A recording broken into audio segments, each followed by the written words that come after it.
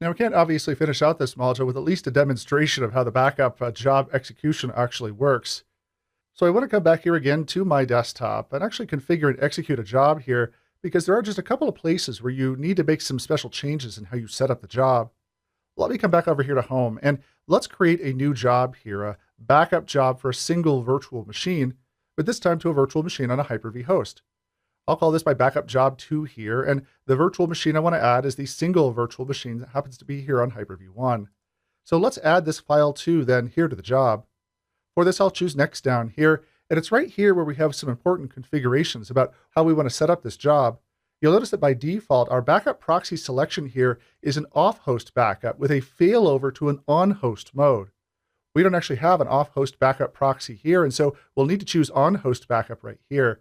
But again, the failover here would work if you chose the off-host backup and selected the checkbox right there. So let me set this to off-host backup here, and I want to show you one other configuration right down here under Advanced. We've seen a lot of these before, so the backup mode, the active full backup, the maintenance configurations here, our storage configurations are essentially unchanged, as well as our notifications. But right here under Hyper-V is a couple of extra checkboxes here that are slightly different from what we saw in VMware. Earlier, we saw the VMware tools being referenced here for guest quiescence. This checkbox only relates to those virtual machines that cannot use application-aware image processing, where you've specifically disabled application-aware image processing. And so if you have other, perhaps non-Microsoft operating systems that you're attempting to back up, checking this box can use the offline or the crash-consistent backup options instead of the online backup that you usually want to use for your Windows virtual machines. It's usually not a bad idea to check this box. If you check this box, hit OK, and then come down here to Next, it's right here where you can then enable application-aware processing. And so the second checkbox is only in effect if application-aware processing is disabled.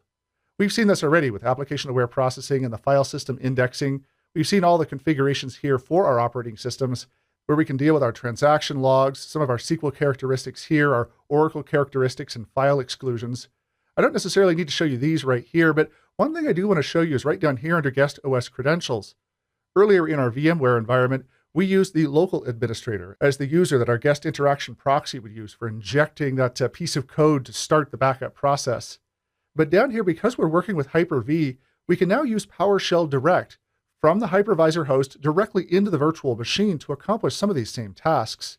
I'll show you down here that if I choose Test Now, after entering in not a local credential, but a domain credential, and if I pause things here very quickly, you'll see here that it's that domain credential which will allow us to successfully then use PowerShell Direct for then connecting into that guest OS. And if you're not used to PowerShell Direct, this is a unique configuration that works for virtual machines that happen to reside on the same host. You can't use PowerShell Direct for virtual machines on a different hypervisor host. And so this configuration here enables us to use that PowerShell Direct functionality to support all the injection of the code that Veeam requires to complete the backup.